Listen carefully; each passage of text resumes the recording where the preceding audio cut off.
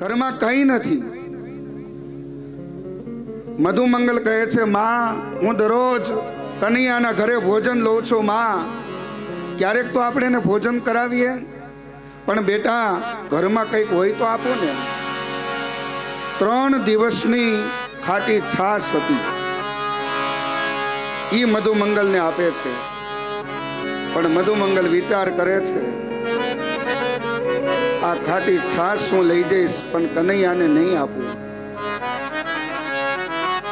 સવારમાં પ્રાતઃકાલ સૂર્યોદય થયો છે. દરેક ગોપીઓએ પોતપોતાના પુત્રને વાનગી બનાવીને આપી છે. અને આ બાજુ મધુમંગલ પણ છાશ લઈ અને ભગવાન એમના મિત્ર સાથે વાછરડા ચરાવવા માટે એ વૃંદાવનની અંદર પ્રસ્થાન કરે છે. વાછરડાઓ ચરાવે અને ત્યારબાદ મધ્યાંતરનો સમય થયો છે.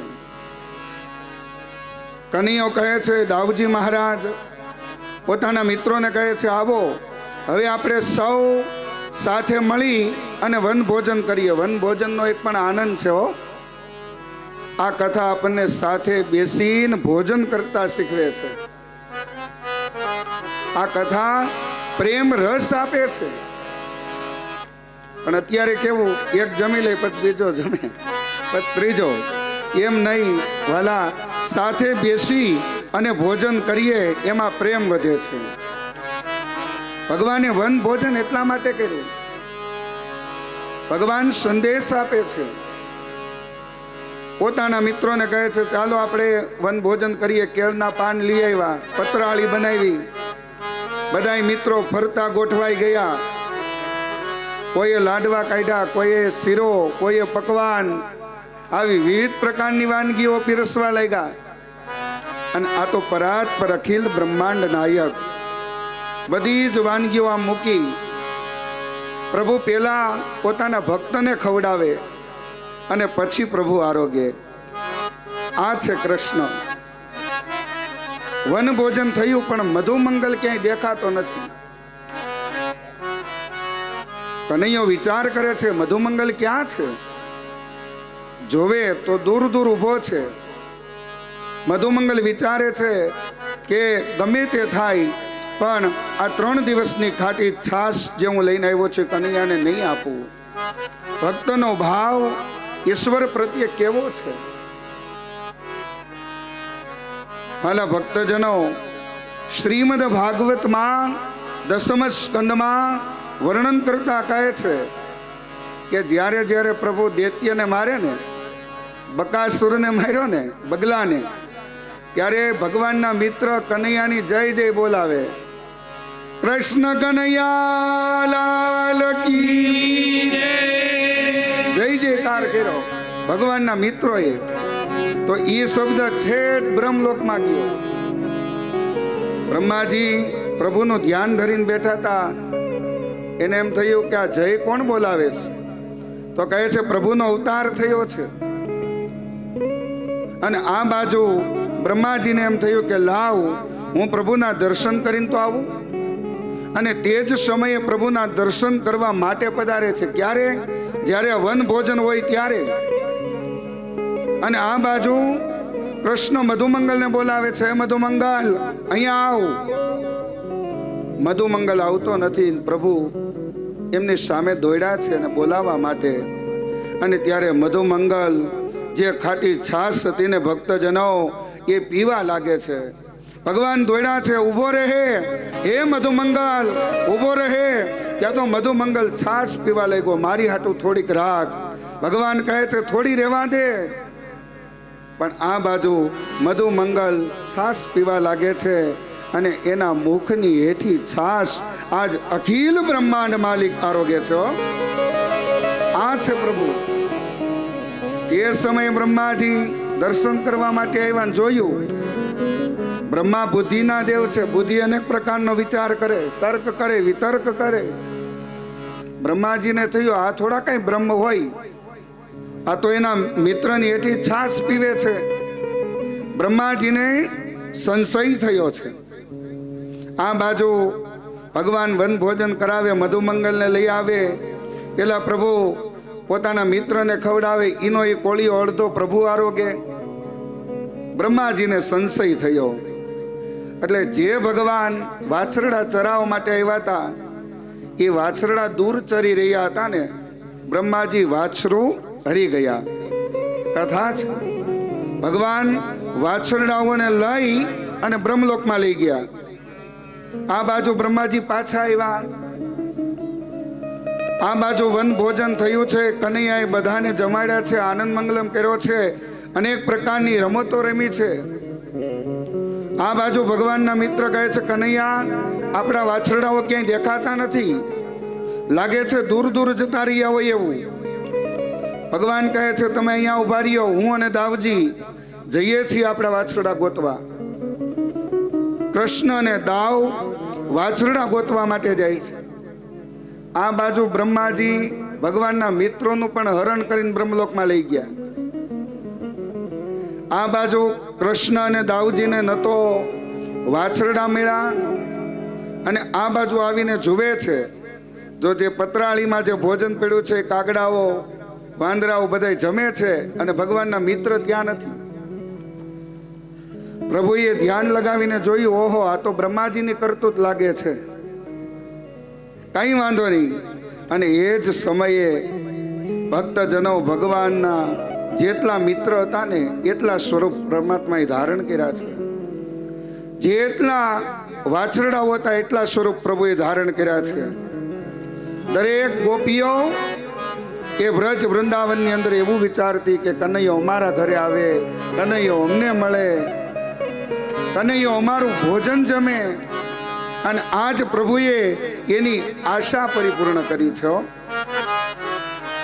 જેટલા વાછરડા હતા એટલા સ્વરૂપ લીધા છે, જેટલા મિત્ર હતા એટલા સ્વરૂપ લઈ અને દરરોજની જેમ રાત્રે સંધ્યા સમયે પોતાના ઘર તરફ પ્રસ્થાન કરે છે. ગાય પોતાના વાછરડાને ચાટવા લાગે છે, અનહદ પ્રેમ કરે છે. ગોપીઓ પણ પોતાના પુત્રને અનહદ પ્રેમ કરે છે. આ લીલા 1 વર્ષ સુધી ચાલી, એવું લખ્યું છે ભાગવતમાં. બ્રહ્માજીની એક રાત્રિ થઈ, પણ અહીંયા 1 વર્ષ વયું ગયું. અને આ બાજુ બ્રહ્માજીને એમ થયું કે હું અહીં વાછરડા લઈને આવ્યો છું, કનૈયાના મિત્રને લઈને આવ્યો છું, લાય હું રજમાં વૃંદાવનમાં જોઈ તો આવું. બ્રહ્માજી દર્શન કરવા આવ્યા ને, તો જેટલા વાછરડાઓ અને ભગવાનના મિત્રનું હરણ કરીને ગયા હતા એટલા જ વૃંદાવનમાં હતા. બ્રહ્માજી વિચાર કરવા લાગ્યા, હું હરણ કરીને તો લઈ ગયો, આ અહીંયા ક્યાંથી? પાછા બ્રહ્મલોકમાં જાય, જોવે તો ત્યાં વાછરડાઓ ભગવાનના મિત્ર. પાછા વૃંદાવનમાં બ્રહ્માજી આવે, ન્યા જોવે તો ન્યાય મિત્ર વાછરડાઓ. બ્રહ્માજી કે હાળું. બ્રહ્માજી વિચાર કરવા લાગ્યા, નહીં, આ પરાત પર બ્રહ્મ છે, ઓળખી ગયા છે બ્રહ્માજી. અને ત્યારે શ્રીમદ ભાગવતમાં 10મ સ્કંદમાં ક્યારેક ખોલજો, એમાં લખ્યું છે બ્રહ્માજીએ 41 શ્લોક, સોગડે ને એકડે 41 શ્લોકમાં બ્રહ્માજીની પ્રભુની સ્તુતિ કરી, વંદના કરી છે. બ્રહ્માજીએ પ્રાર્થના કરી 41 શ્લોકમાં, પણ પ્રભુ એની સામે જોયું પણ નથી. આમ કરીને ઉભા છે પ્રભુ. એ જ હમણાં ગોવર્ધનમાં કથા આવશે કે ઇન્દ્રએ ભલે અપરાધ કર્યો પ્રભુનો, પણ ખાલી 11 શ્લોકમાં સ્તુતિ કરીને પ્રભુ રાજી થઈ ગયા.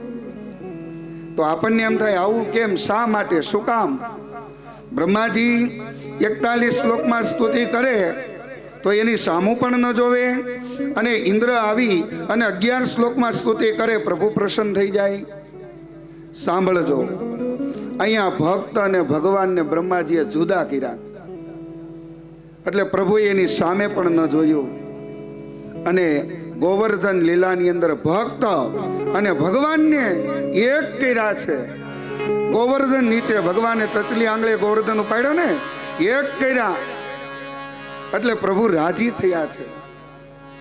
બ્રહ્માજીએ પ્રભુની સ્તુતિ કરી છે કે હે પ્રભુ, હું જાણું છું આ બ્રહ્મ છો,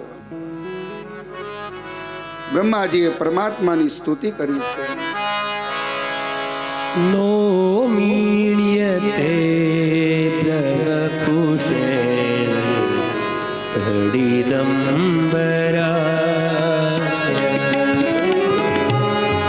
શ્રી કૃષ્ણ ગોવિંદ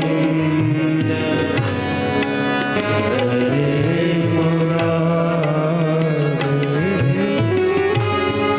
નો મીણ્યતે પ્રવકુશે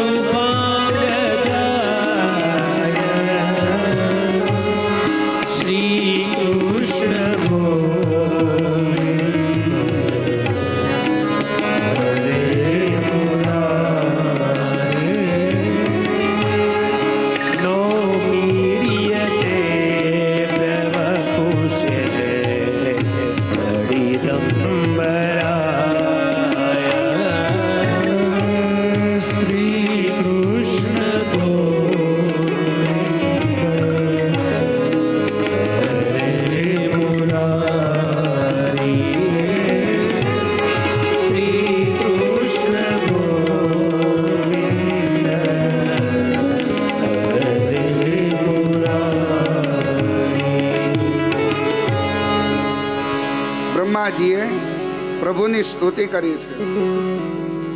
જે બ્રહ્માજી વાછરડાઓને ગોપ બાળકો પરમાત્માના મિત્રને લઈ ગયા હતા એ પુનઃ પાછા આપે છે. એ સમય પેલા અઘાસુરનો વધ કર્યો હતો, જે અજગરના રૂપમાં આવ્યો હતો. ભગવાનના દરેક મિત્ર પોતાની માતાને આવીને કહે છે કે મા, આજે કનૈયા એવી લીલા કરી કે મોટા અજગરને માર્યો. એ વૃંદાવનની અંદર અનેકાનેક લીલા કૃષ્ણ અને દાઉજી મહારાજ કરે છે. ભગવાનનું બાળ લીલાનું વર્ણન ખૂબ અદ્ભુત છે. અહીંયા વૃંદાવનની અંદર એ જ પ્રભુ દરેકને પ્રેમ પ્રદાન કરે છે. જ્યાં સુધી ગોપીઓ કનૈયાનું મુખ ન જોવે ત્યાં સુધી એને શાંતિ ન થતી. આ બાજુ ભગવાન હવે પોતાની માતા પાસે આવીને કહે, કારતક સુદ અષ્ટમીનો દિવસ આવે ને ગોપાષ્ટમી કહેવાય. અને એ ગોપાષ્ટમીના દિવસે પ્રભુએ ગાયો ચરાવવાનો મંગલ પ્રારંભ કર્યો હતો. કૃષ્ણ અને દાઉજીને બોલાવી અને ગાયની પૂજા કરાવડાવે છે. બ્રાહ્મણોને બોલાવીને ગાયને ચાંદલો ચોખા કરી ગાયનું પૂજન કર્યું છે. ભગવાનને ગાયો ખૂબ વાલી છે. ભગવાન વ્રજરજ આપણે વૃંદાવનની યાત્રા કરીએ, ગોકુળ વૃંદાવનમાં જઈએ તો આપણે વ્રજરજ મસ્તક ઉપર ચડાવી છે, પ્રસાદીમાં લઈએ છીએ. શું કામ? શા માટે? પ્રભુએ ઉઘાડા પગે ગાયો ચરાવી છે. વ્રજરજનું મહાત્મય બતાવ્યું છે. કારતક સુદ અષ્ટમીના દિવસે પ્રભુએ ગાયો ચરાવવાનો મંગલ પ્રારંભ કર્યો છે. પ્રભુએ અધરાર્પિત વેણું કરી છે. પ્રભુ ગાયો ચરાવવા માટે જાય. માં સવારમાં કૃષ્ણ અને દાઉજીને રોહિણીજી સરસ મજાનું સ્નાન કરાવે. માં યશોદાને કનૈયાને શૃંગાર કરે છે. રોહિણીજી બલભદ્રજીને શૃંગાર કરે છે. કનૈયાને સરસ મજાનું પીળું પીતાંબર પહેરાવે છે. દાઉજી નીલાંબર પહેરે છે. દિવ્ય શૃંગાર કરી અને સાથે ભોજન લઈ અને આજ કનૈયો અને દાઉજી પોતાના મિત્રો સાથે ગાયો ચરાવવા માટે જાય છે. ભગવાન વેણુ અધરાર્પિત કરે અને એ વેણુનો નાદ કરે. દૂર દૂર ગાયો ચરતી હોય, દિવ્ય અને તેજોમય વાતાવરણ હોય. આમ ભગવાન દરરોજ ગાયો ચરાવવા માટે જાય. પણ યમુનાજીના એ જલ એટલું વિષયુક્ત હતું કે ગાયો એ યમુનાજીનું જલ પીવે તો મૃત્યુ પામતી. એમાં કાલિય નાગ રહેતો હતો. પ્રભુએ કાલિય નાગનો નિગ્રહ કર્યો છે યમુનાજીના ધરાની અંદર. આ કથા શ્રીમદ ભાગવતમાં એવી રીતે છે શ્લોકાત્મક કે ભગવાન જ્યારે ગાયો એ યમુનાજીનું જલ પીવે છે, પાણી, ત્યારે મૃત્યુ પામે છે. ત્યારે પ્રભુ ડાયરેક્ટ યમુનાજીના જલની અંદર કૂદકો મારી અને એમાં પ્રવેશ કરે છે. કાલિય નાગનો નિગ્રહ કરે છે. પણ નરસિંહ મહેતા આ કથાને લાડ લડાવે છે. કાલિય નાગ દમનની કથા આપણી દરેક ઇન્દ્રિયોમાં જે વિષ છે એને દૂર કરવાનું છે. કામ, ક્રોધ, લોભ, મોહ, ઈર્ષા વગેરેનું. હાથેથી તાલી પાડીએ તો કાલિય નાગનો નિગ્રહ. આંખેથી ઈશ્વરના દર્શન કરીએ તો કાલિય નાગનો નિગ્રહ. કાનેથી ભગવાનની કથા સાંભળીએ તો કાલિય નાગનો નિગ્રહ. આજે ગાયો ચરાવવા માટે કૃષ્ણ જાય છે પોતાના મિત્ર સાથે. દાઉજી ગયા નથી, શેષ નારાયણનો અવતાર છે. કૃષ્ણના અગ્રજ જ્યેષ્ઠ ભ્રાતા છે. કનૈયો કહે છે આજે હું અને મારા મિત્રો અમે જ જઈશું. વહેલી સવાર થઈ છે. માએ કનૈયાને શૃંગાર કર્યો છે અને કનૈયો આજ ગાયો લઈ એ વૃંદાવન વિહારી બાકે વિહારી આજ ગાયો ચરાવવા માટે પ્રસ્થાન કરે છે. અને આ કથા વિસ્તૃત વર્ણમાં નરસિંહ મહેતા આ કથાને લાડ લડાવે છે કે ગેડી દડાની રમત રમતા હોય ત્યારે કનૈયો પોતાના મિત્રને કહે છે જેનાથી દડો જ્યાં જાય ત્યાં એને સ્વયં લઈ આવવાનો. આ બાજુ ભાગવતમાં તો લખ્યું છે હવે આપણે કોઈ નાના બાળકો રમત રમતા નથી. સંતા કુકડી અનેક પ્રકારની રમત છે. સંતામણી દા આવું બધું છે. ભાગવત મૂળ ભાગવતમાં છે. પ્રભુ એના મિત્ર સાથે રમતા. પણ અત્યારના બાળકો રમતા નથી. શું કામ? મોબાઈલ આવી ગયો ને એટલે. જમે નહીં એટલે સીધો મોબાઈલ આપી દે એટલે નાનું બાળક મોબાઈલ હાથમાં હોય એટલે જમી લે. એને શાંત બેસાડવું હોય ડાયરેક્ટ મોબાઈલ. એમાં આપણે બધા આવી ગયા, હું આવી જાઉં. અહીંયા ઉપદેશ ખાલી આપવો એવો નહીં, આપણે બધા.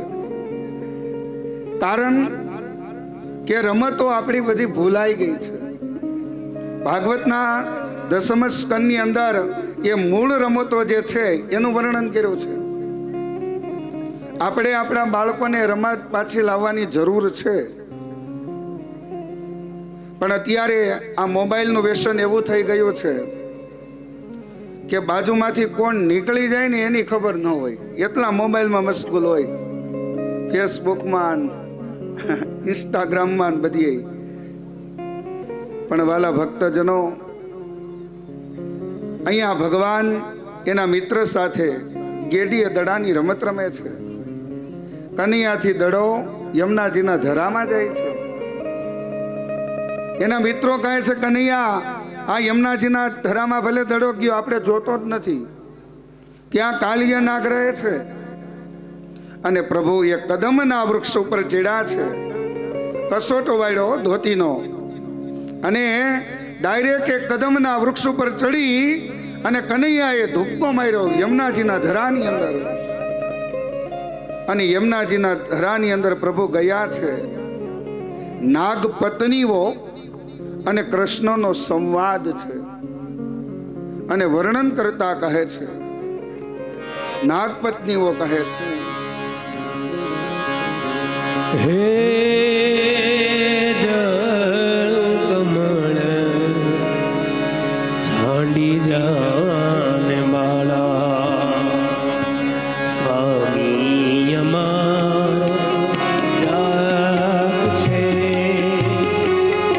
જાગશે, તને મારશે અમને બાળ હત્યા લાગશે.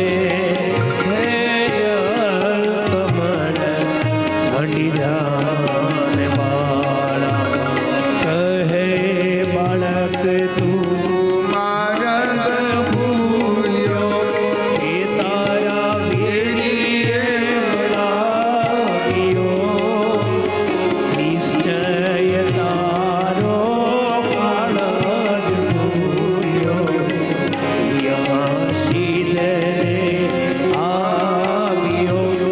હે જળ કમળ છાંડી જાને બાળા, નાગ પત્નીઓ કહે છે, જળ કમળ છાંડી જાને બાળા, એ બાળક તું અહીંયા આવ્યો, કહે બાળક તું માર્ગ ભૂલ્યો. નરસિંહ મહેતા આ કથાને લાડ લડાવે છે. નરસિંહ મહેતા જુનાગઢની અંદર ભગવાનને 52 વાર આવવું પડ્યું.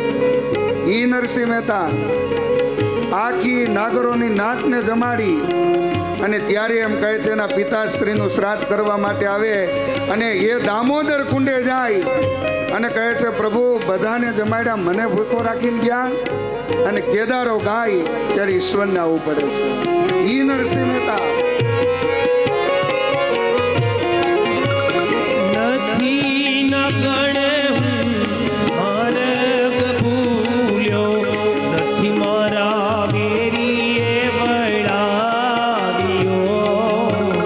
મથુરા નગરીમાં જુગટુ રમતા નાગનું શિશ હાલ્યો.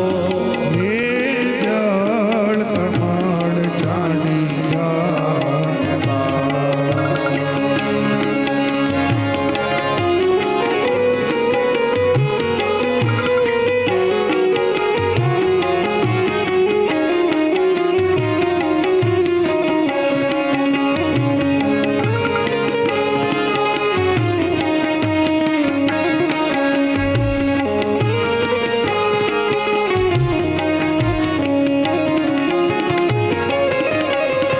રંગ રૂડો રૂપ પૂરો, દિસંતો કોટીલો ડામણો, તારી મતાએ કેટલા જન્મ્યા, એમાં તું અળભામણો. હે જળ કમળ છાંડી અહીંયા નરસિંહ મહેતા કહે છે, નાગ પત્નીઓ કહે છે, કૃષ્ણને કહે છે રંગે રૂડો રૂપે પૂરો, કનૈયાના વખાણ કરવા લાગે છે. એ બાળક તું અહીંથી ચાલ્યો જા, કદાચ અમારો સ્વામી જાગી જશે ને. અહીંયા નાગપત્નીઓ કનૈયાને ખૂબ સમજાવે છે, એના વખાણ કરે છે. ત્યારે ભગવાન કહે છે,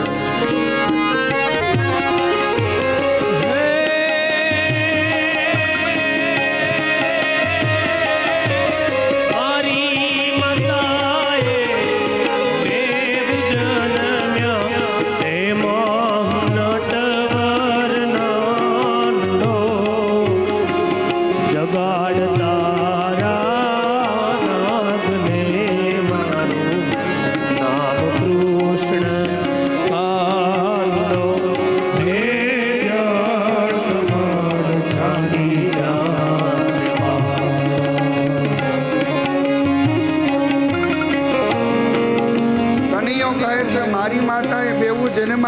હું નટવર નાનડો.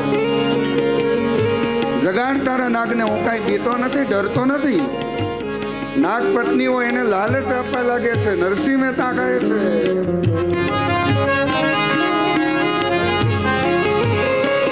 લાખ સમાનો હારે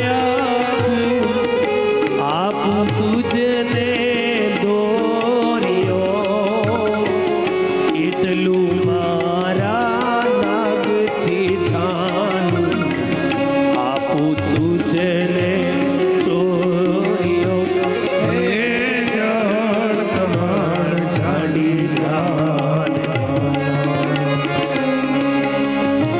નાગ પત્નીઓ કહે છે લાખ સવાનો મારો હાર આપું, તું માગી આપું, પણ હે બાળક તું અહીંથી ચાલ્યો જા. ભગવાન કહે કે મારે તારા હારને શું કરવો છે? ભગવાન બોલ્યા છે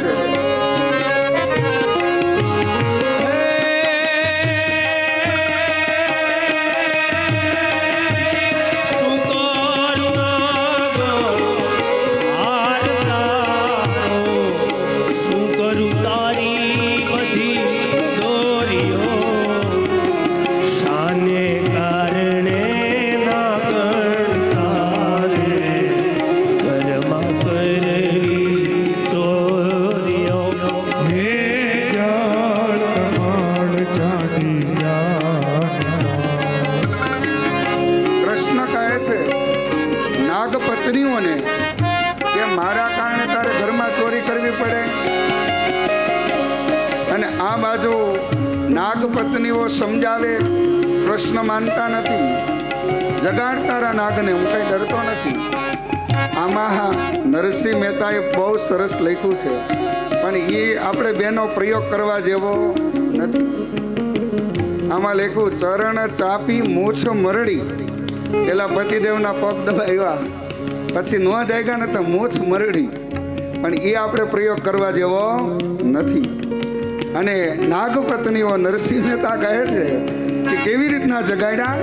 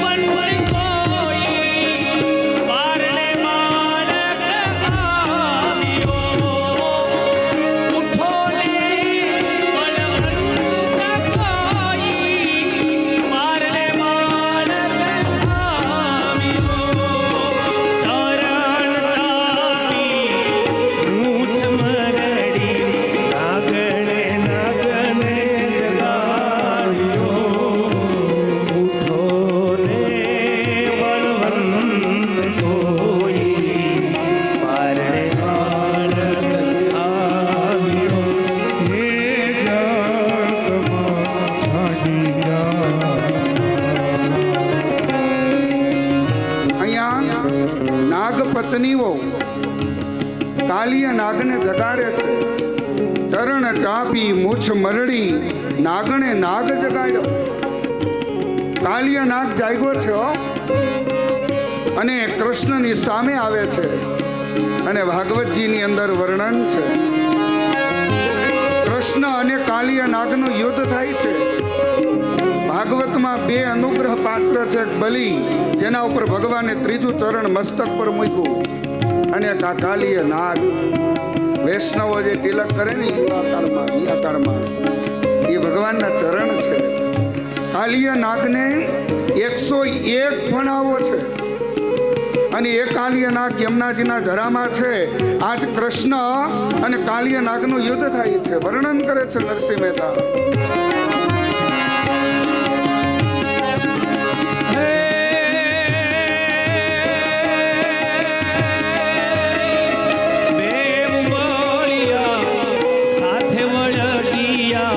કૃષ્ણએ કાળી નાગનાથિયો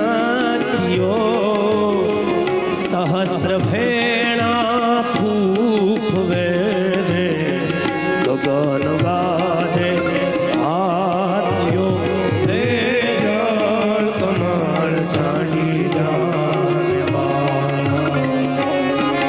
કાલિય નાગ અને કૃષ્ણનું યુદ્ધ થાય છે. પ્રભુ એક એક ફણા ઉપર પગનો પ્રહાર કરે છે.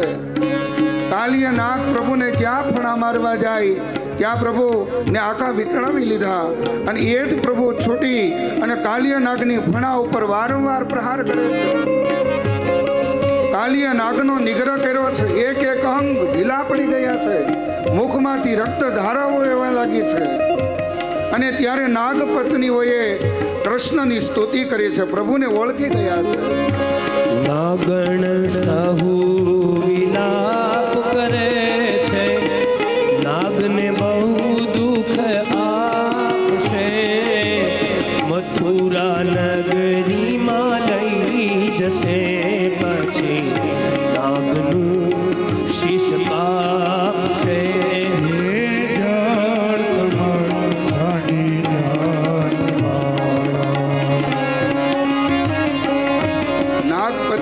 પરમાત્માની દિવ્ય સ્તુતિ કરી છે. પ્રભુને વંદન કર્યા છે. અમારા કાલિય નાગને છોડી દો, અમારા સ્વામીને છોડી દો અને મોતીડે વધાવ્યા છે. પ્રભુની દિવ્ય સ્તુતિ કરી છે. થાળ ભરીને નાગણ સરવે મોતીડે કૃષ્ણને વધાવ્યા. નરસૈયા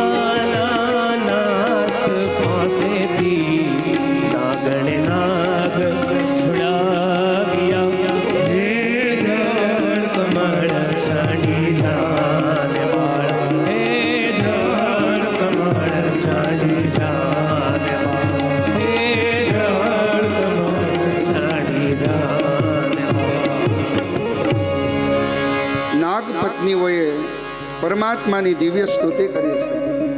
જુઓ, પ્રભુએ કાલિય નાગને માર્યો નથી, એનો નિગ્રહ કર્યો છે, એને સજા કરી છે.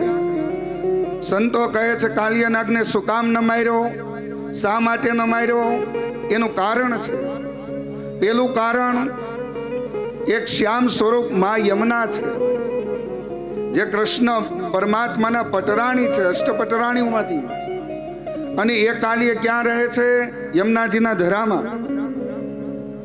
એટલે એ પુત્રને નાતે ભગવાન એને માર્યો નથી, એનો નિગ્રહ કર્યો છે. અને વર્ણન કરતા કહે છે કે કાલિય નાગનો નિગ્રહ કર્યો. કાલિય નાગે પરમાત્માની સ્તુતિ કરી છે, પ્રભુની. અને રમણ દ્વીપમાં સ્થાન આપ્યું છે. સમુદ્રમાં રમણ દ્વીપમાં સ્થાન આપ્યું છે. આ બાજુ નંદ બાબા, યશોદા એ બધા પણ યમુનાજીના કિનારે પધાર્યા હતા. માં યશોદાને ખબર પડી ગઈ હતી કે કનૈયો આજે ગાયો ચરાવવા માટે એકલો ગયો છે, દાઉજી સાથે ગયા નથી. અને આ બાજુ નંદ બાબા, યશોદા, ગોપ ગોપીઓ બધા યમુનાના કિનારે પધાર્યા છે. કૃષ્ણ યમુનાજીના ધરામાંથી બહાર આવ્યા છે. માં યશોદાએ કનૈયાને વાત્સલ્ય પ્રેમ સાથે વાલ કર્યો છે. અને રાત્રિ સમય ત્યાં રોકાયા છે.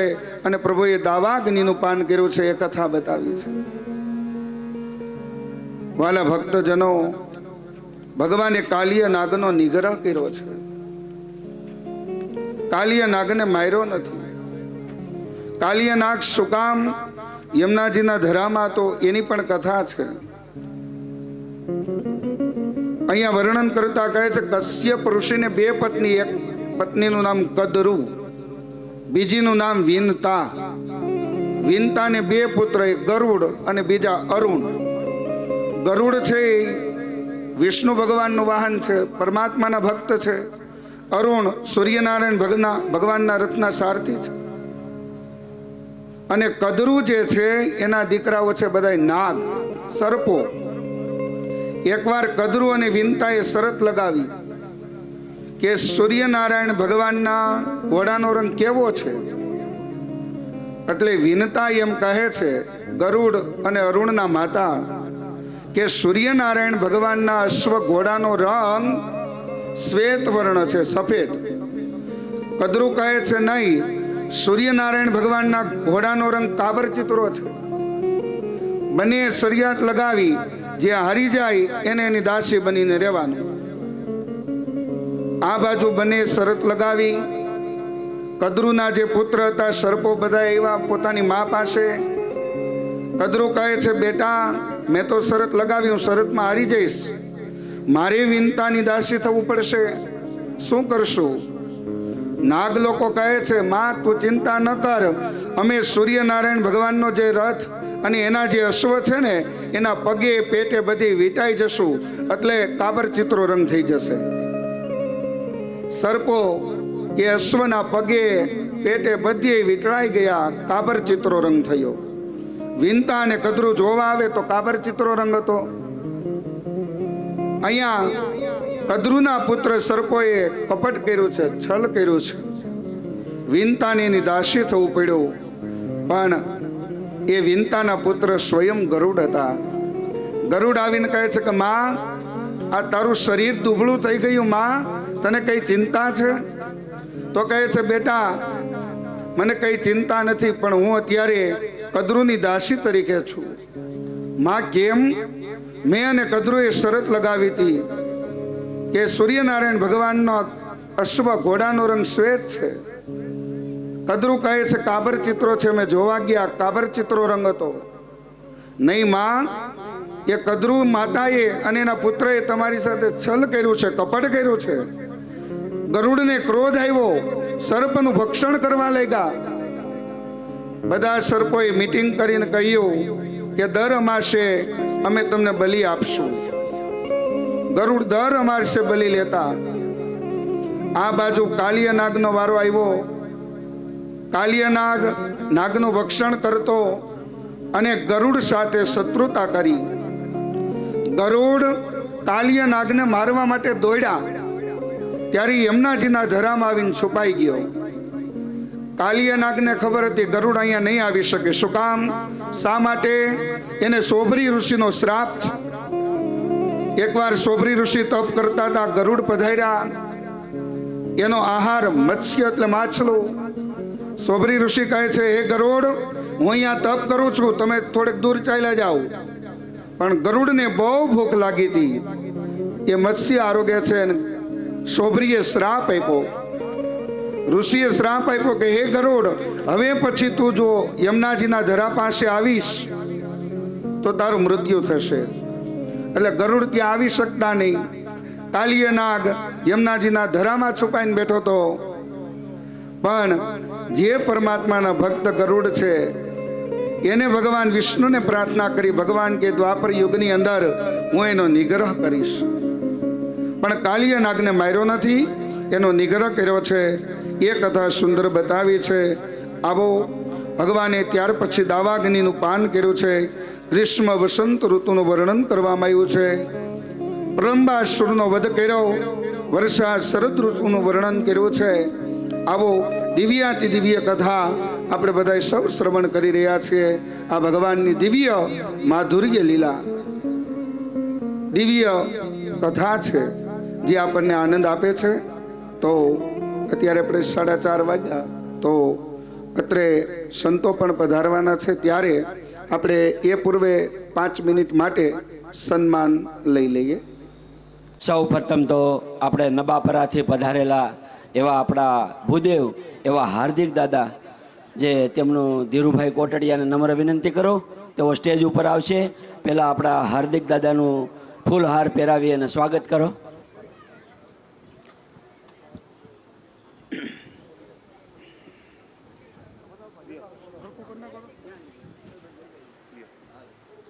હા, મહેમાનોનું સ્વાગત કરવું છે. એવા ઝાંઝરિયા, જે મહેમાનનું નામ બોલું તેઓ સ્ટેજ ઉપર આવશે. તેને ભાવેશ દાદા ફૂલહાર પહેરાવી અને સ્વાગત કરશે. ઝાંઝરિયાથી પધારેલા એવા હિંમતભાઈ કોલડિયા, ઝાંઝરિયાથી પધારેલા એવા શામજીભાઈ કોલડિયા, મોણપરીથી પધારેલા બેચરભાઈ અને બોરડીથી બીસુભાઈ વાળા તેઓ સ્ટેજ ઉપર આવશે. તેમને ભાવેશ દાદા ફૂલહારથી સન્માન કરશે. ત્યાર પછી આપણા કોટડિયા પરિવાર એમનું સન્માન કરશે. આપણા લવા બાપા કોટડિયાના પરિવારને હું નમ્ર વિનંતી કરું, તેઓ એક ભૂદેવને બી સન્માન કરશે, ભૂદેવનું. અને ધીરુભાઈ કોટડિયા, વિઠ્ઠલભાઈ કોટડિયા, અરવિંદભાઈ કોટડિયા અને અતુલભાઈ કોટડિયાનું સન્માન કરશે. ચારેય ભાઈઓ અહીંયા જરાક આવી આવજો. લવા બાપાનો પરિવાર, લવા બાપા કોટડિયાનો પરિવાર આવી જાઓ. અને જયાબેનનું મામેરું આવેલું છે એવા શારદાબેન કુંજડિયા, કૈલાસબેન કુંજડિયા, ભાવનાબેન કુંજડિયા, હંસાબેન કુંજડિયા, નીલમબેન કુંજડિયા, હંસાબેન કુંજડિયા, રેખાબેન કુંજડિયા, વિજુબેન કુંજડિયા, ચંદ્રિકાબેન કુંજડિયા અને સારુલબેન કુંજડિયા તે આવી અને જયાબેનનું મામેરું આપશે. એટલે જયાબેન બી અહીં હાજર થઈ જાઓ.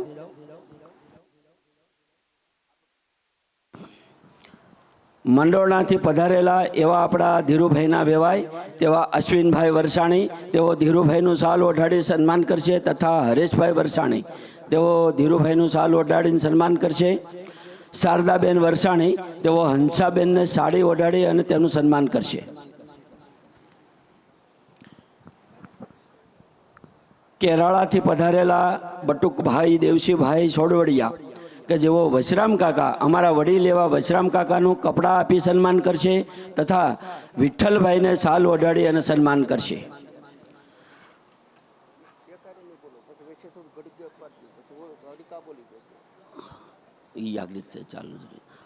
કંચનબેન બટુકભાઈ છોડવડિયા, તેઓ અંબાબા તથા કંચનબા તેને સાડી ઓઢાડી અને તેનું સન્માન કરશે.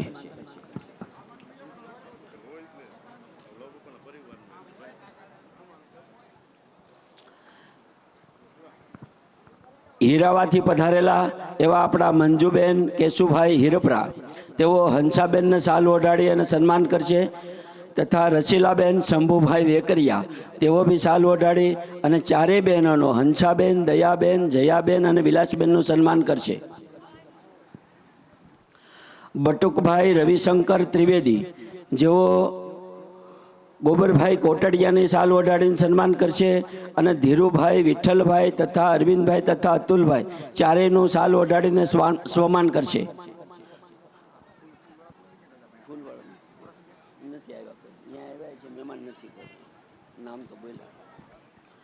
મનસુખભાઈ ભવાનભાઈ કુંજડિયા, તેઓ વિઠ્ઠલભાઈને કપડાં આપીને તેમનું સન્માન કરશે. મથુરભાઈ બાબરિયા, તેઓ ભાવેશદાદાને બી અને વિઠ્ઠલભાઈનું સન્માન કરશે. તથા રેખાબેન મથુરભાઈ બાબરિયા, તેઓ જયાબેનને સાડી આપી અને સન્માન કરશે. શૈલેષભાઈ મોહનભાઈ કાતરિયા, તેઓ વિઠ્ઠલભાઈને શાલ આપી સન્માન કરશે. કાજલબેન શૈલેષભાઈ કાતરિયા, તેઓ જયાબેનને શાલ આપી અને સન્માન કરશે. ભગવાનભાઈ લક્ષ્મણભાઈ કોટડિયા, એટલે આપણા ભગવાન બાપા કોટડિયાનો પરિવાર કેશુ બાપાના તમામ પરિવારનું સ્વાગત કરશે. ભગવાન બાપાનો પરિવાર આવી જાઓ, તેઓ કેશુ બાપાના દીકરાઓનું સન્માન કરશે.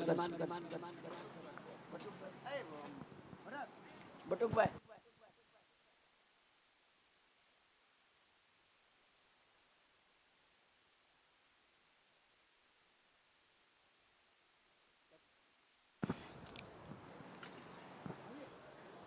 તથા દિલીપભાઈ કલકાણી, તેઓ અરવિંદભાઈને શાલ ઓઢાડીને સન્માન કરશે અને સવિતાબેન કલકાણી, તેઓ દયાબેનને સાડી ઓઢાડી અને સન્માન કરશે.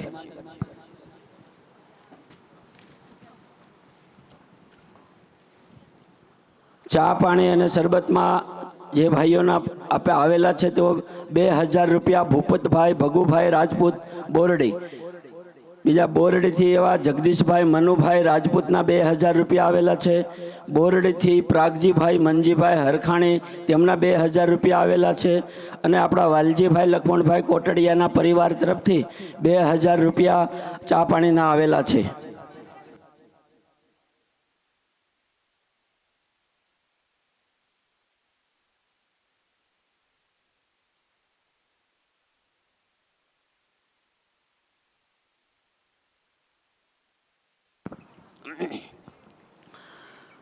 ગૌશાળામાં આવેલા બોરડીથી એવા સાદુળભાઈ ડાયાભાઈ બલદાણિયા, તેમના 501 રૂપિયા આવેલા છે.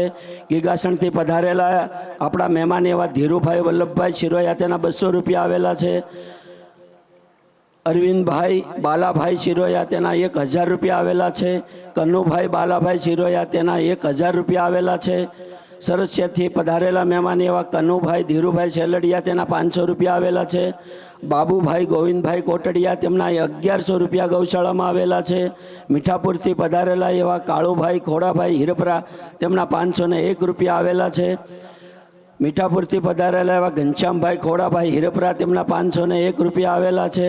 માલચીકાથી પધારેલા એવા મુકેશભાઈ બાલુભાઈ હિરપરાના 200 રૂપિયા આવેલા છે. ગીગાસણથી પધારેલા એવા છગનભાઈ મોહનભાઈ સિરોયા તેના 200 રૂપિયા આવેલા છે. નેસડીથી પધારેલા મહેમાન એવા શોભાબેન અશ્વિનભાઈ કથિરિયા તેમના 500 રૂપિયા આવેલા છે. બાબરાથી પધારેલા ગીતાબેન પરેશભાઈ ગજેરા તેના 500 રૂપિયા આવેલા છે. બરવાળાથી પધારેલા આપણા મહેમાન એવા કૈલાસબેન મુકેશભાઈ રાદડિયા તેના 500 રૂપિયા આવેલા છે. ત્રંબકપુરથી પધારેલા મહેમાન એવા ધનજીભાઈ કેશુભાઈ છેલડિયા તેના 200 રૂપિયા આવેલા છે. અમદાવાદથી પધારેલા એવા આપણા ભાવનાબેન જગદીશભાઈ ભંડેરી તેમના 501 રૂપિયા આવેલા છે. 500 રૂપિયા રામ ભરોસે આવેલા છે. સુરતથી પધારેલા એવા મનીષભાઈ દિલીપભાઈ જે મંજુબેનની ભાણી થાય તેમના 200 રૂપિયા આવેલા છે. તથા તેમની બીજી ભાણકી ગીતાબેન પંકજભાઈ તેઓ બી સુરતથી પધારેલા તેના 200 રૂપિયા આવેલા છે. કનુભાઈ મોહનભાઈ ચાવડા જે બોરડીથી જેના 500 રૂપિયા આવેલા છે. અમદાવાદથી પધારેલા એવા ભાવિકાબેન અરવિંદભાઈ ભગત તેમના બી 500 રૂપિયા આવેલા છે. ગીગાસણ અમારા મણિભાઈ તેના દીકરા એવા રસિકભાઈ ઝીરોયા ગીગાસણથી 1100 રૂપિયા ગૌશાળામાં આવેલા છે. નારણભાઈ ઝીણાભાઈ કોટડિયા તેમના બી 500 રૂપિયા આવેલા છે. બોરડીથી પધારેલા એવા કાંતાબેન સુખાભાઈ બલદાણિયા તેમના 1100 રૂપિયા આવેલા છે.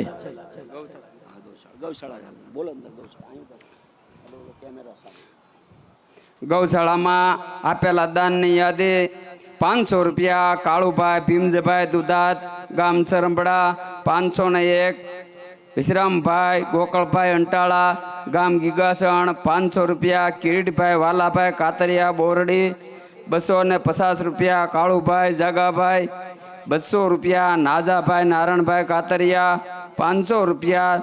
દુર્લભભાઈ સામતભાઈ હીરપરા ગામ વેકરિયા 500 રૂપિયા. જંતીભાઈ મંજીભાઈ વાઘેલા 500 રૂપિયા. ભરતભાઈ નારણભાઈ ભાલિયા 500 રૂપિયા. વલ્લભભાઈ મંજીભાઈ વાઘેલા 500 રૂપિયા. અરજણભાઈ નારણભાઈ ભાલિયા 100 રૂપિયા. ઝીણાભાઈ લાખાભાઈ રબારી 200 રૂપિયા. રતિભાઈ મોહનભાઈ લુવાર 500 રૂપિયા. વિનુભાઈ પોપટભાઈ ડોબરિયા ગામ માવજીંજવા 201 રૂપિયો. કિશોરભાઈ બચ્ચુભાઈ ઉમરેટિયા 500 રૂપિયા. પંકજભાઈ ગોકળભાઈ ડોબરિયા ગામ લેરિયા 251 રૂપિયા. લાલજીભાઈ વિશ્રામભાઈ કાતરિયા અને 8 વીઘાનો પાલો અશ્વિનભાઈ ભોળાભાઈ કુંજળિયાને ગાવને ઘાસચારામાં આવેલો છે. બોલો કૃષ્ણ કનૈયા લાલ કી જય. 500 રૂપિયા. હિંમતભાઈ અર્જુનભાઈ કોટડિયાના ગૌશાળામાં 500 રૂપિયા આવે.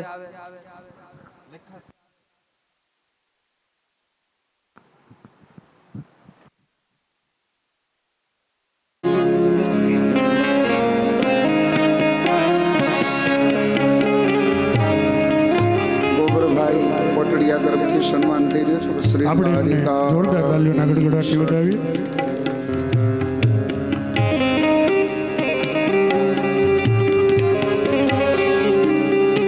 સંગીતના સ્ટાફ મિત્રોને પણ સન્માનિત કરશે.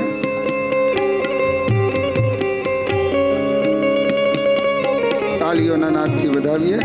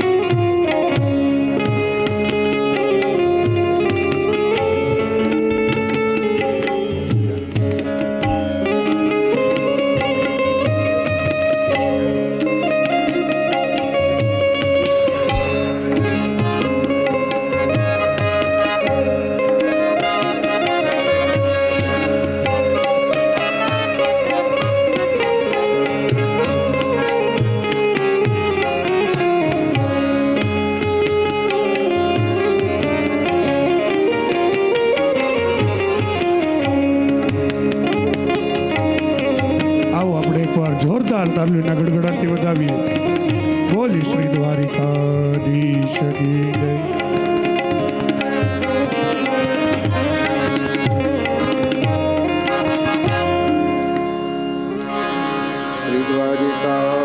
દ્વારિકાધીશ કી જય.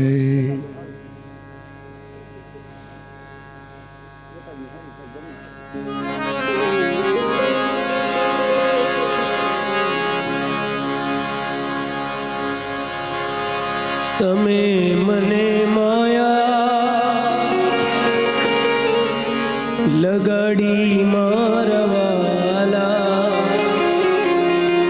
તમે મને માયા લગાડી મારવાલા, શ્યામે મને માયા લગાડી રે, શ્યામે મને માયા લગાડી રે. દ્વારિકાનો નાથ મારો રાજા રંગ છોડ છે, એને કારણ છોડ છે. એને મને માયા લગાડી રે. તમે મને માયા લગાડી મારા વાલા, તમે મને માયા લગાડી મારવાલા. તમે મને માયા લગાડી મારા વાલા, તમે મને માયા લગાડી મારવાલા. શ્યામે મને માયા લગાડી રે, શ્યામે મને માયા લગાડી રે. શ્યામે મને માયા લગાડી રે. શ્યામે મને માયા લગાડી રે. સુદામાનો ગીત મારો દ્વારિકાનો નાથ છે, એણે મને માયા લગાડી રે. સુદામાનો મિત્ર મારો દ્વારિકાનો નાથ છે. એણે મને માયા લગાડી રે. દ્વારિકાનો નાથ મારો રાજા રણ છોડ છે, એણે મને માયા લગાડી રે. દ્વારિકાનો નાથ મારો રાજા રણ છોડ છે. એણે મને માયા લગાડી રે. શ્રી રાધે, શ્રી રાધે. અત્રે આપણી કથામાં સત્તાધારની જગ્યામાંથી પૂજ્ય વિજય બાપુ પધારી રહ્યા છે. આવો કરતલ ધ્વનિ દ્વારા એમનું સ્વાગત કરીએ. પધારો બાપુ. કોટડિયા પરિવાર બોરડી ગામ આપનું અભિવાદન કરે છે. બોલે શ્રી દ્વારિકાધીશ કી જય. આપા કી ગાની જય. બિલેશ્વર મહાદેવ કી જય. સદગુરુ ભગવાન કી દ્વારિકાનો નાથ મારો રાજા રણ છોડ છે, એણે મને માયા લગાડી રે.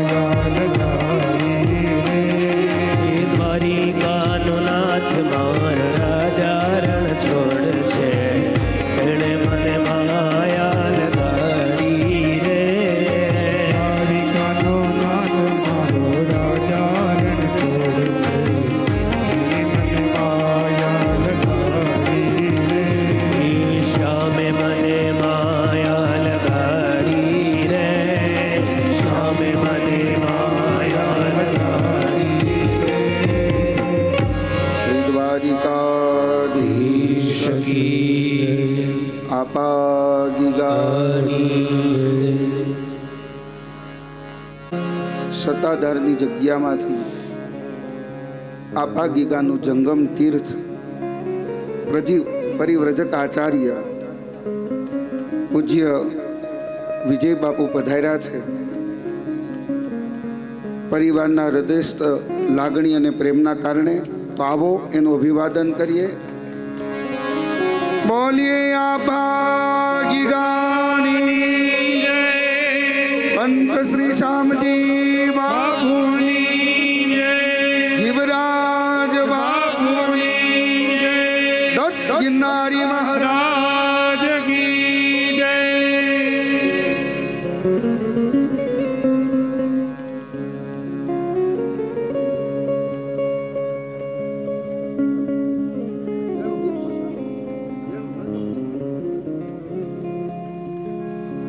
સચ્ચિદાનંદ રૂપાય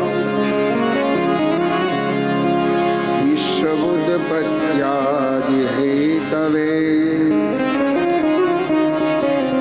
તાપત્રય વિનાશાય શ્રી કૃષ્ણાય વયં નમઃ. ભગવાન કૃષ્ણ અને દાઉજી ગાયો ચરાવવા માટે વૃંદાવનમાં પ્રસ્થાન કરે છે. દશમ સ્કંદમાં સુખદેવજી મહારાજ વર્ણન કરતા કહે છે, એલા વેલા વેણુ ગીતનું વર્ણન કરવામાં આવ્યું છે. દરેક ગોપીઓએ જે પ્રભુ કૃષ્ણના વખાણ કર્યા છે એનું સ્મરણ કરી અને જે ગીત ગાયું એ વેણુ ગીત છે. સુખદેવજી મહારાજ વર્ણન કરતા કહે છે કે જે ભગવાન વૃંદાવન વિહારી બાકે બિહારી કૃષ્ણ અને દાઉજી પોતાના મિત્રો સાથે એ વૃંદાવનની અંદર એ ધરામાં ગાયો ચરાવવા માટે જાય છે અને ગોપીઓ પરસ્પર વાતો કરે છે અને પ્રભુનું સ્મરણ કરતા કહે છે, બરહાપીડમ નટવરવપુ કર્ણયો કર્ણિકારમ बिभ्रद्वासः कनककपिशं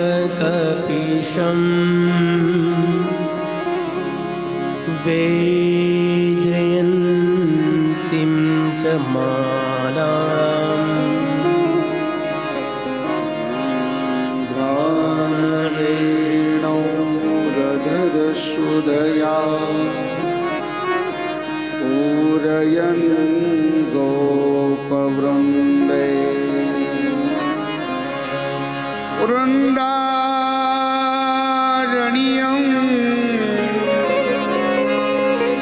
स्वपदरमणं प्राविश